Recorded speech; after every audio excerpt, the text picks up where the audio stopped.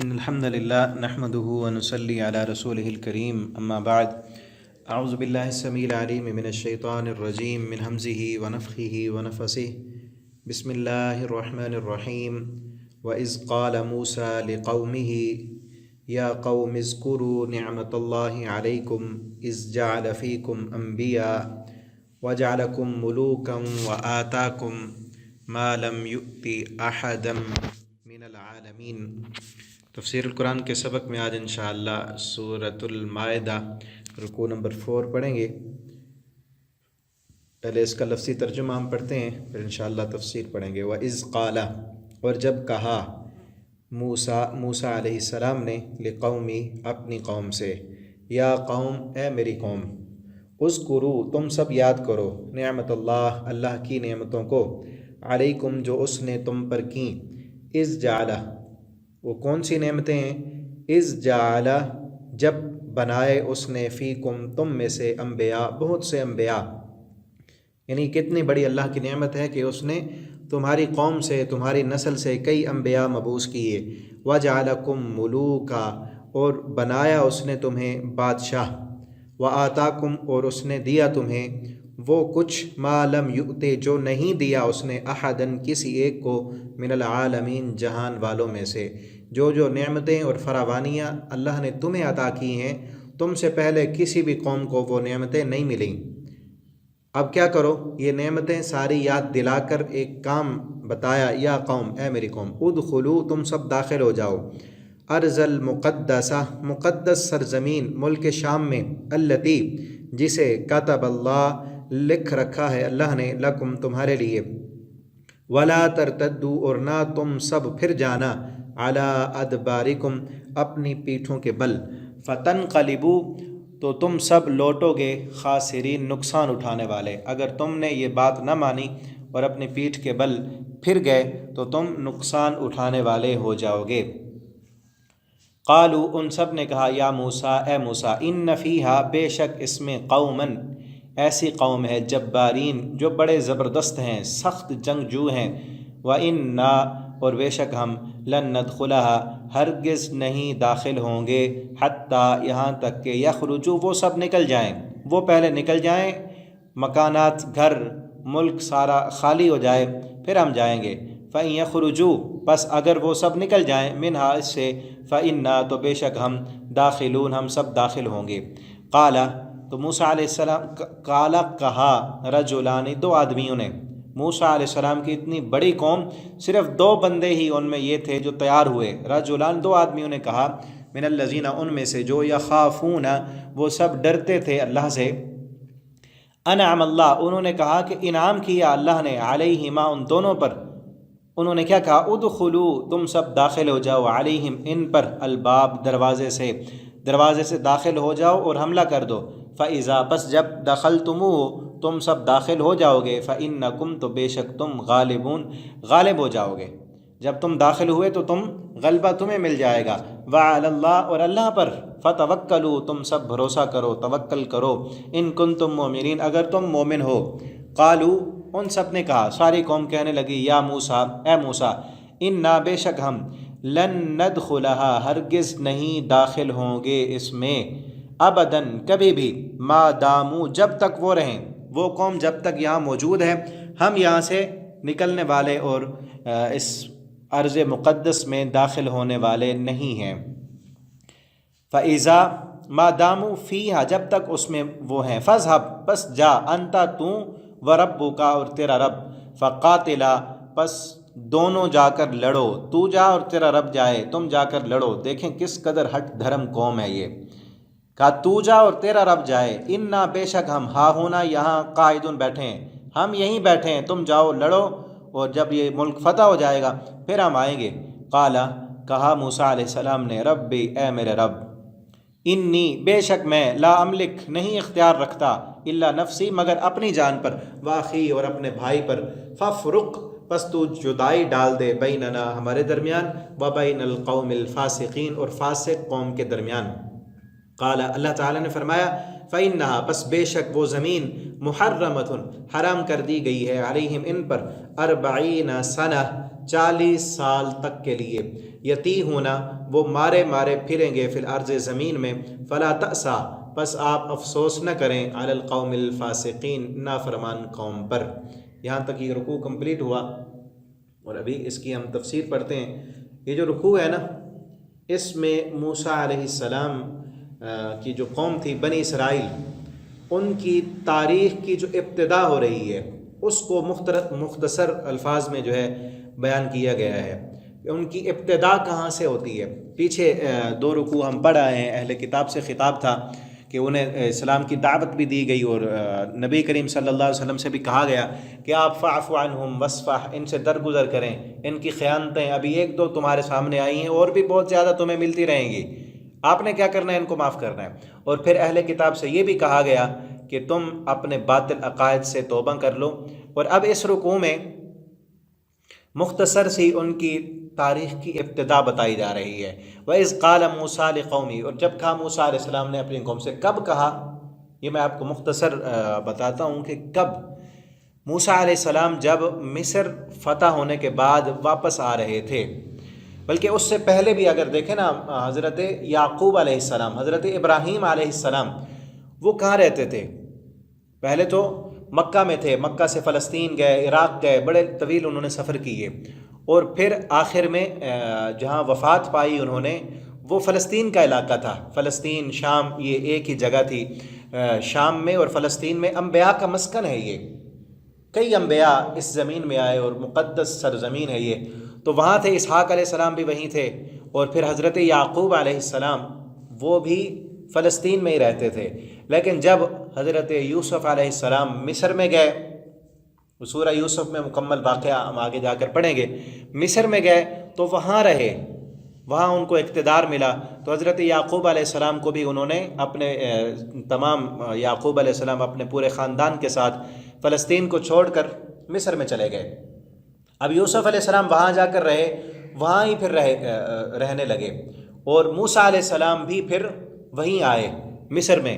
اس وقت جب موسیٰ علیہ السلام بڑے ہوئے، وہ بھی آگے واقعات آئیں گے، تو اس وقت فرعون کی جو ہے بادشاہت تھی، حکومت تھی، اور فرعون کے ساتھ جب ٹکر لی اور اللہ رب العالمین نے موسیٰ علیہ السلام کو وہاں سے نجات دی، اور وہاں سے اپنی قوم، جب فرعون اور اس کی فوجیں سمندر میں غرق ہو گئیں، بنی اسرائیل کی آنکھوں کے بنی اسرائیل کو فرعون نے غلام بنایا ہوا تھا نا، یہ تاریخ کی ابتدا ہو رہی ہے بنی اسرائیل کی، کہ بنی اسرائیل صدیوں سے غلام تھے فرعون کے، فرعونیوں کے، وہ ساری قوم نے اس بنی اسرائیل کی قوم کو اپنا غلام بنایا ہوا تھا۔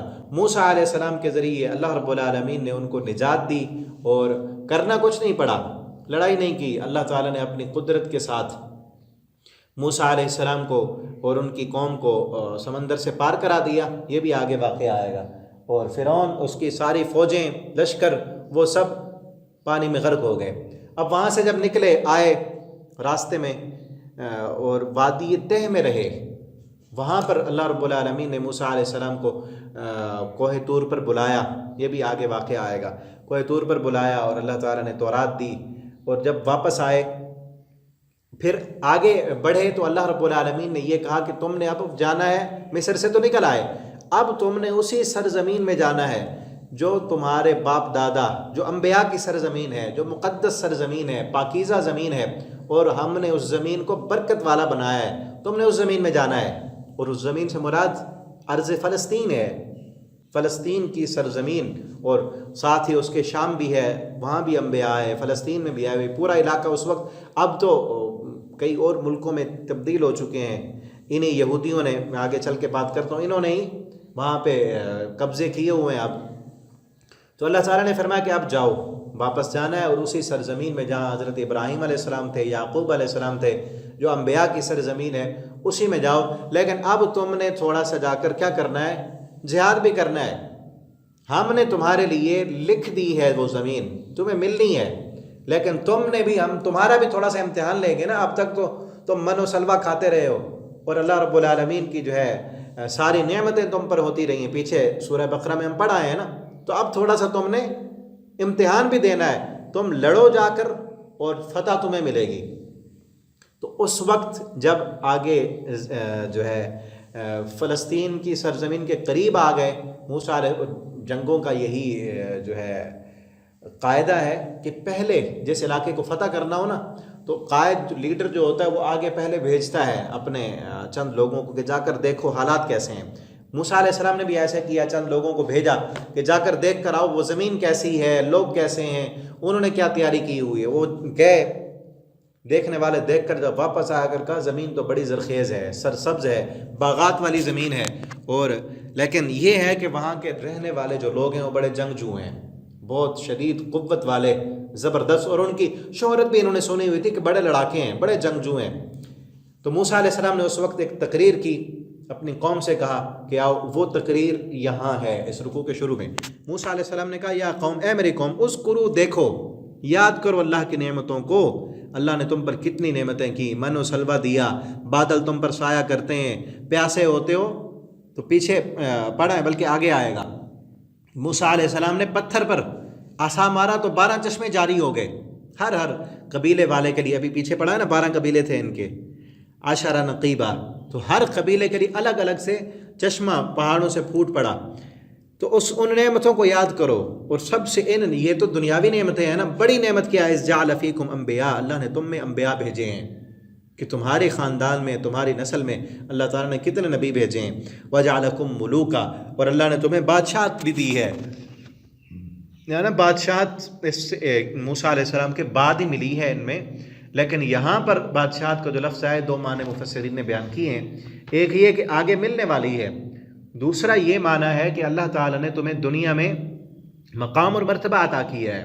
اور نبی کریم صلی اللہ علیہ وسلم کی حدیث میں بھی ہے، آپ نے فرمایا کہ جس کے پاس رہنے کے لیے اپنا مکان ہے، کھانے کے لیے اس کے پاس وسائل موجود ہیں، اور کام کے لیے اس کے پاس ملازم موجود ہے، تو سمجھو وہ بادشاہ ہے۔ اتنی اللہ کی نعمتیں فراوانی، گھر اپنا موجود ہے، کام کے لیے اس کے پاس خادم ہے، وسائل ہیں، وہ بادشاہ ہے، بادشاہوں کی زندگی وہ بسر کر رہا ہے، تو یہ بھی مراد ہو سکتا ہے۔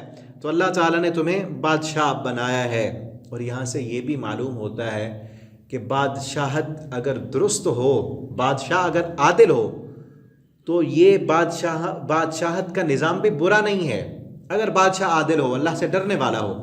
اس جمہوریت سے تو لاکھ درجے بہتر ہے، جمہوریت تو کفر کا نظام ہے، ٹھیک ہے نا؟ تو اللہ نے خود بنایا، چونکہ وَجَعَلَكُمْ مُلُوكًا، اللہ نے تمہیں بادشاہ بنایا ہے، وَآتَاكُمْ، اور اس نے دیا تمہیں مَا لَمْ يُؤْتِ أَحَدًا مِّنَ الْعَالَمِينَ، ایسی ایسی نعمتیں اس رب العالمین نے تمہیں عطا کی ہیں کہ جو کسی کو بھی نہیں دی۔ ان ساری نعمتوں کو یاد، کسی اور کو، بنی اسرائیل کے بعد کسی کو من و سلوہ آسمان سے نازل نہیں ہوتا، اب تو خود کمانا ہے، خود محنت کرنی ہے تو کھاؤ گے، ورنہ ان کے لیے کیا تھا، جب بھوک لگی آسمان سے پکا پکایا کھانا، پیاس لگی پتھر پر مارا آسان، موسیٰ علیہ السلام نے چشمے جاری ہو گئے، دھوپ لگی تو بادل سایہ کرنے لگے، یعنی جو چاہیے وہ مل گیا۔ ایسی نعمتیں، ایسی فراوانیاں تم سے پہلے اللہ نے کسی کو نہیں دی ہیں۔ اب کیا کرو یا قوم، یہ ساری نعمتیں یاد دلا کے موسیٰ علیہ السلام کیا کہہ رہے ہیں کہ اللہ نے پہلے بھی تمہیں یہ نعمتوں میں رکھا ہے، آگے بھی اللہ رب العالمین تمہیں نعمتیں دیتے ہی رہیں گے، لیکن اب تم کیا کرو، تھوڑا سا امتحان بھی دو، ان نعمتوں کا کچھ سرا بھی دو، اللہ نے تمہیں دیا ہے تو اللہ کے لیے بھی اب کچھ کرو۔ یا قوم، اے میری قوم، ادخلوا الارض المقدسہ، اس مقدس سرزمین میں داخل ہو جاؤ، التی کتب اللہ لکم، اللہ نے تمہارے لیے لکھ دیا ہے۔ کتبہ کا معنی ایک تو ہوتا ہے اللہ نے لکھا ہے، اللہ کے احکامات، اللہ کے فرائض جو ہیں، جیسے پیچھے ہم پڑھ آئے ہیں یا ایھا الذین آمنوا کتب علیکم الصیام، کہ ایمان والو تم پر روزے لکھ دیے گئے، وہاں فرض کر دیے گئے۔ اب یہاں یہ نہیں ہے کہ اس زمین کو فرض کر دیا، نہیں، اس کا معنی یہ ہے کہ اللہ نے اپنی لوح محفوظ میں، اپنی تقدیر میں لکھا ہوا ہے کہ یہ زمین تمہیں ملنی ہے، اللہ نے یہ زمین تمہیں دینی ہے، یہ لکھ دیا ہے، اللہ کا فیصلہ ہے، لیکن تمہیں بھی امتحان دینا ہے، اور تم جا کے لڑو۔ وَلَا تَرْتَدُّوا عَلَىٰ أَدْبَارِكُمْ، تم زمین کے پیٹھ کے بل اپنی ترتدوا علی ادبارکم، پیٹھ دکھا کر نہ بھاگو، چاہے یہ طاقتور قوم ہے، یہ لڑاکے ہیں، اللہ نے لکھا ہوا ہے کہ زمین تمہیں ملنی ہے، فتح تمہیں ملنی ہے۔ اب یہاں ذرا دیکھیں، ہم غور کریں کہ یہ جو لوگ تھے نا بنی اسرائیل، اب تک کچھ کیا نہیں تھا. میں نے ابھی بتایا نا، من و سلوہ نازل ہوتا تھا، بادل آسمان سے سایہ کرتے تھے، اور جو موسیٰ علیہ السلام سے کہتے، جو مطالبات کرتے پورے ہوتے. اب اپنے لاڈ اور پیار کرنے کی وجہ سے اس قدر تو یہ کام چور بن چکے تھے. کرنا کچھ نہیں، منوانی ہے ساری باتیں، یہی کر رہے تھے. اس لیے اب تھوڑی سی قربانی دینے کے لیے بھی آگے نہیں بڑھے. لا ترتدوا علی، اپنی پیٹھ نہ دکھاؤ اور یہ کام کرو. فتنقلبوا خاسرین، اگر تم نے پیٹھ دکھائی تو نقصان والے ہو جاؤ گے. آگے کیا کہتے ہیں؟ قالوا یا موسیٰ، کہنے لگے اے موسیٰ، ان فیہا قوما جبارین، اس میں تو بڑے جابر لوگ ہیں. جبار عربی میں یہ لفظ بولا جاتا ہے نخلۃ الجبارہ، ایسی کھجور جو بڑی ہو، جھنڈ والی اور قد بھی بڑا ہو، اس کو کہتے ہیں یہ کھجور جبار ہے. یعنی طاقتور، ایسے لوگ جو طاقتور بھی ہیں اور قد کاٹ بھی ان کے بڑے ہیں. ہم تو نہیں جاتے، یہ تو مار ڈالیں گے ہمیں. انا لن ندخلها، ہرگز نہیں داخل ہوں گے. لن اس کا معنی ہوتا ہے ہرگز نہیں.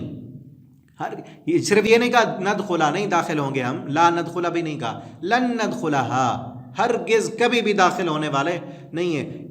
حتیٰ، یہاں تک کہ یخرجوا منہا، وہ نکلیں پھر ہم جائیں گے. یعنی دیکھیں کس قدر بزدل، کہ وہ نکل جائیں پھر تو ہم داخل ہو جائیں گے.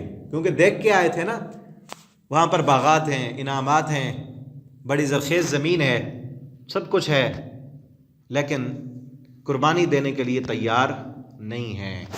انا لن ندخلا، ہرگز ہم داخل نہیں ہوں گے. یہاں تک کہ یہ نکل جائے تو فإنا داخلون، پھر ہم داخل ہو جائیں گے.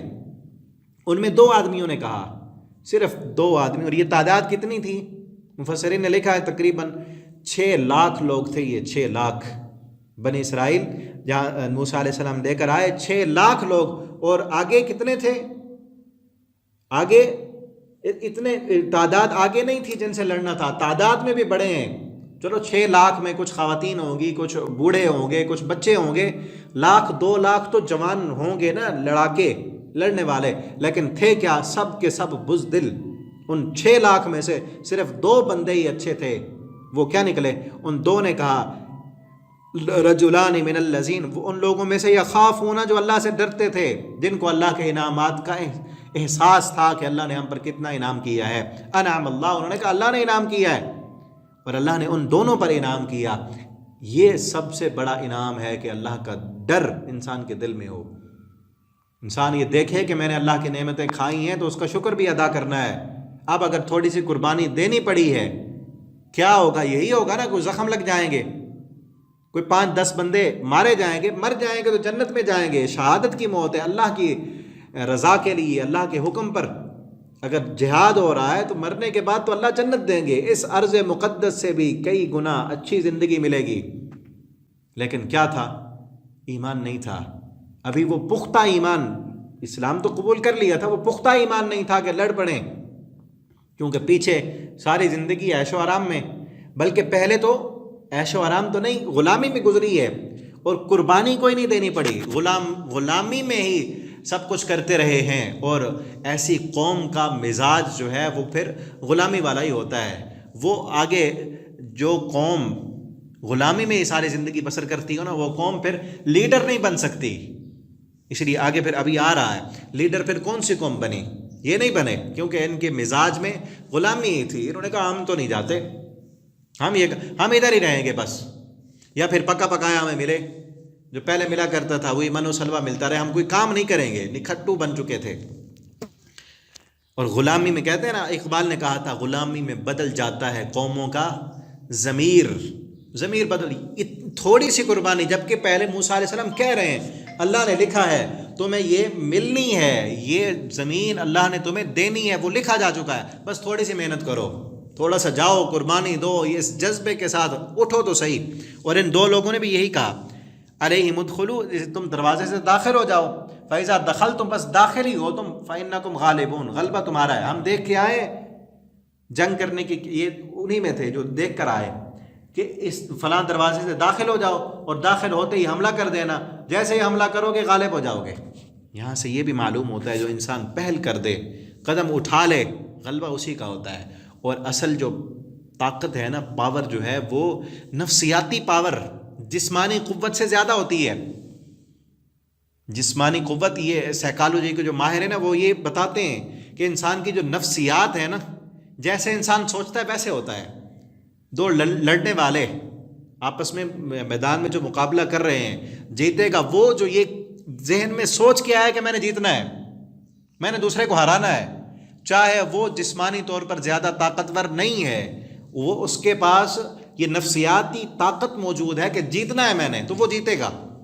اور جو جسمانی طور پر طاقتور ہے اس کو لوگ کہتے رہے تو ہار جائے گا، تو ہارے گا، تو نہیں جیت سکتا، وہ نہیں جیتے گا، کیونکہ اس کی نفسیاتی طاقت جو ہے وہ کم ہو چکی ہے.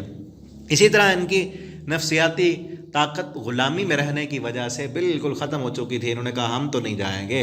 اور یہ جو دو لوگ تھے انہوں نے کیا کہا، بس تم جاؤ، قدم تو اٹھاؤ نا، چلو ہمارے ساتھ، دروازے سے داخل ہوں گے، فَإِنَّكُمْ غَالِبُونَ، غلبہ تمہارا ہے.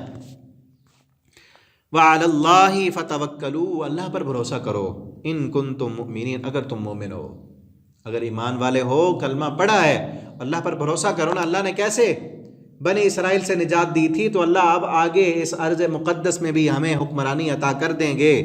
چلو تو صحیح، اگر مومن ہو اللہ پر توکل کر کے تو دیکھو.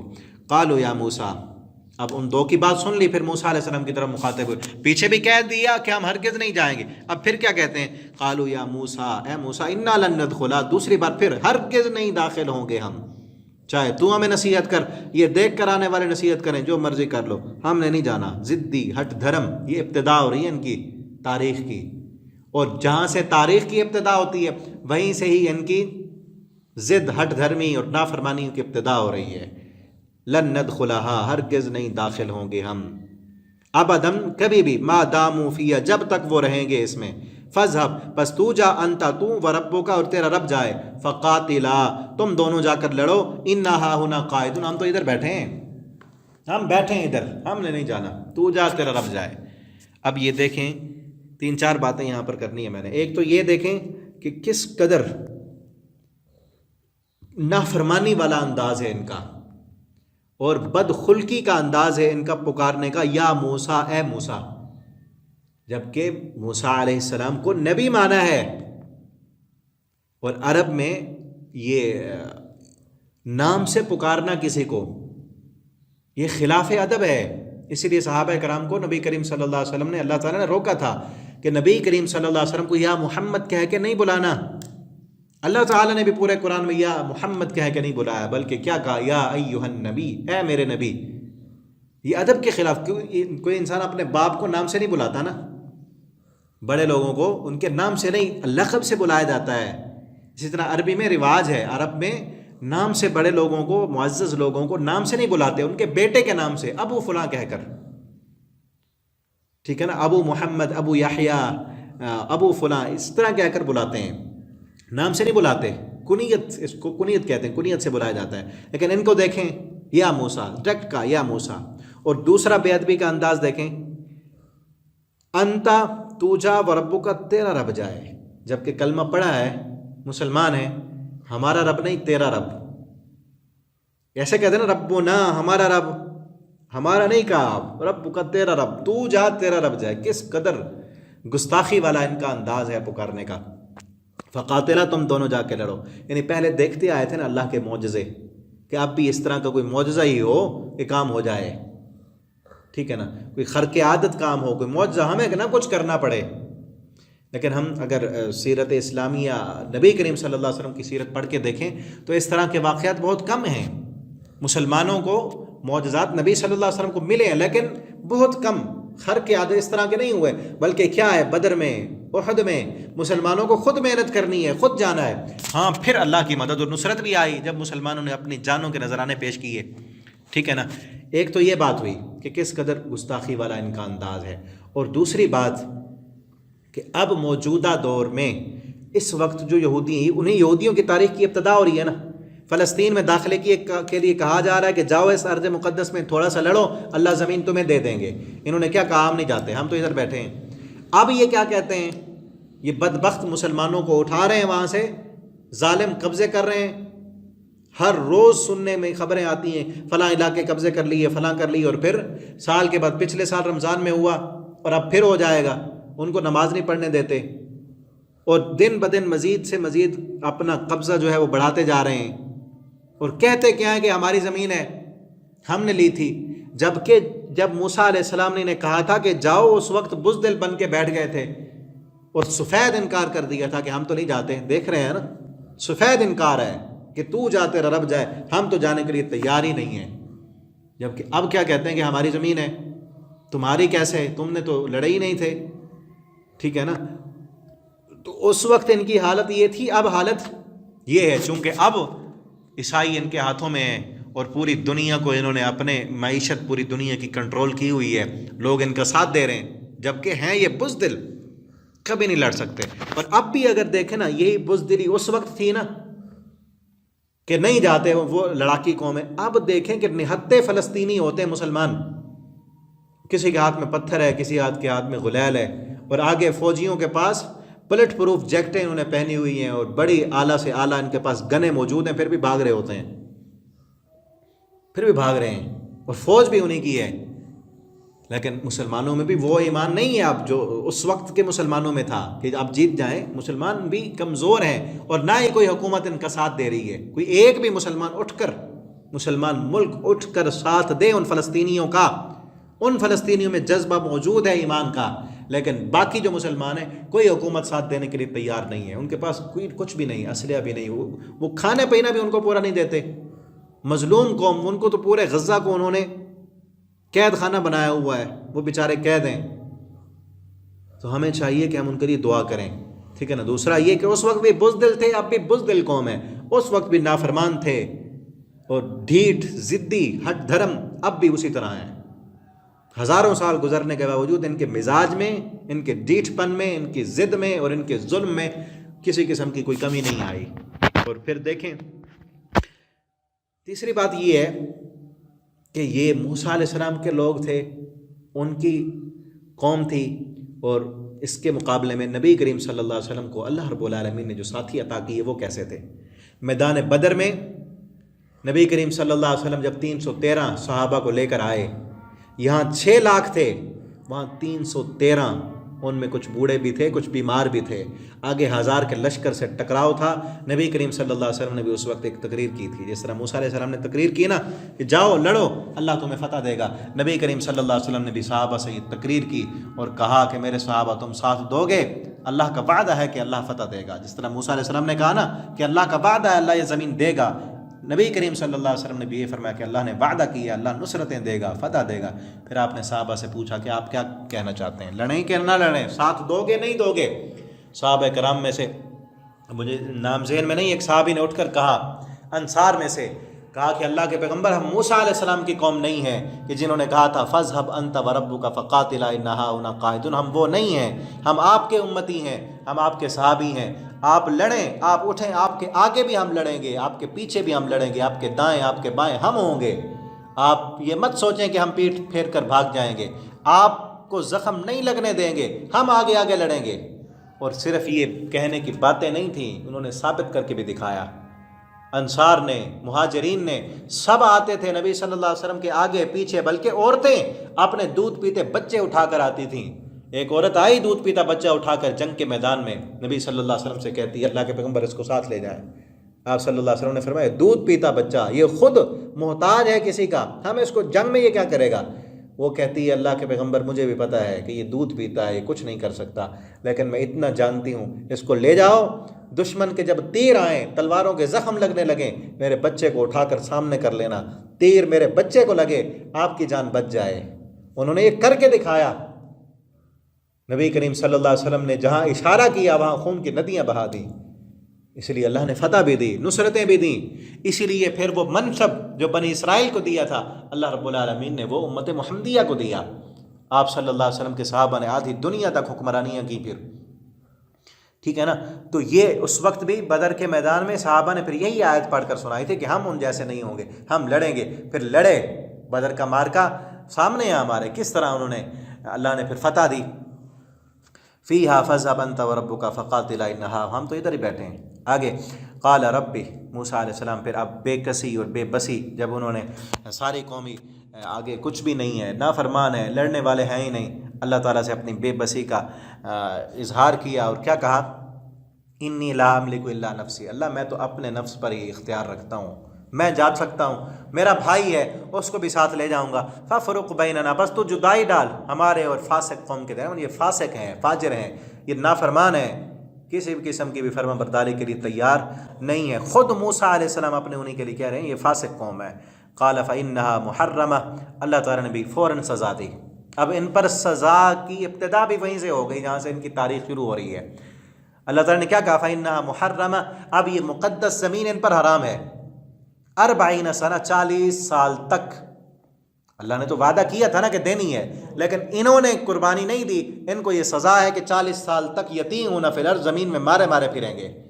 اور یہ تو کہتے تھے ہم واپس مصر چلے جائیں گے، لیکن نہیں، اللہ نے کہا نہیں، اسی میدان میں ہی رہیں گے۔ میدان تہ کہلاتا ہے یہ، فلسطین کے قریب ہی ہے، وہاں یہ 40 سال تک رہے، اور وہاں بھی ان پر من و سلوہ اترتا رہا، بادل سایہ کرتے رہے، کیونکہ گھر نہیں تھے وہاں پر، بادل ان پر سایہ کرتے رہے، ٹھیک ہے نا، سب کچھ اللہ کی نعمتیں ملتی رہیں، لیکن وہاں اس زمین کو یہ فتح نہیں کر سکے 40 سال تک۔ یہ 40 سال کیوں کہا اللہ نے؟ اب 40 سالوں میں نا کیا ہوا کہ یہ جو لوگ تھے نا غلام، یہ غلام جو اس وقت جوان تھے، یہ ختم ہو کر ایک نئی نسل جوان ہو چکی تھی۔ 40 سال میں ایک نسل جوان ہو جاتی ہے، ایک نئی نسل جوان ہو چکی تھی، اور وہ نسل وہ تھی جس کو اس وادی تہ میں، اس میدان میں موسیٰ علیہ السلام نے اور ہارون علیہ السلام نے، انہوں نے ان کی تربیت کی، واعظ و نصیحت کی، ان کو پیغام دیا۔ نئی نسل بڑھ کر جوان ہو چکی تھی، جنہوں نے غلامی میں زندگی بسر نہیں کی تھی، جنہوں نے تعلیم اور تربیت میں زندگی بسر کی تھی، پھر انہوں نے جا کر فتح کیا۔ وہ موسیٰ علیہ السلام کے ساتھ آئے، انہوں نے آ کر پھر فلسطین کو فتح کیا۔ اللہ نے پھر فلسطین پر ان کو حکمرانی دی، حکومت دی، اور پھر وہاں پر لمبی تاریخ ہے ان کی۔ سلیمان علیہ السلام آئے اور کئی پیغمبر آئے، وہاں پر رہے، ٹھیک ہے نا، پھر یہ یہاں پر یہ رہے۔ تو یہاں سے 40 کے عدد سے یہ بھی معلوم ہوتا ہے کہ ایک قوم کی تربیت، قوم کی تبدیلی میں 40 سال لگ جاتے ہیں۔ اور پھر ذرا تاریخ دیکھیں، جاپان نے ترقی کی دنیا کے اعتبار سے، دین میں نہیں، دنیا کے اعتبار سے ترقی کی کتنے سال لگے ہیں، چائنا کے کتنے سال لگے ہیں، اور ہم اپنے ملک کو دیکھیں کتنے سال ہو گئے بنے ہوئے، لیکن ہم نے نہیں کوئی ترقی کی، کیونکہ وہ تربیت نہیں کی۔ ہم تو اسی ڈگر پر چل رہے ہیں نا جس طرح یہود و نصارہ تھے۔ 2 نمبریوں میں ترقی ہے، رشوت میں، جھوٹ میں، بددیانتی میں، دھوکہ دینے میں۔ اگر ہم جب سے پاکستان بنا تھا قوم کی تربیت کرتے، ہمارے حکمران اپنی دنیا بنانے میں وقت صرف نہ کرتے، بلکہ قوم بنانے میں، قوم بناتے، تربیت کرتے، تو اب تک ہم دنیا میں بھی ترقی پر ہوتے اور دین میں بھی آگے ہوتے، لیکن کچھ نہیں کیا۔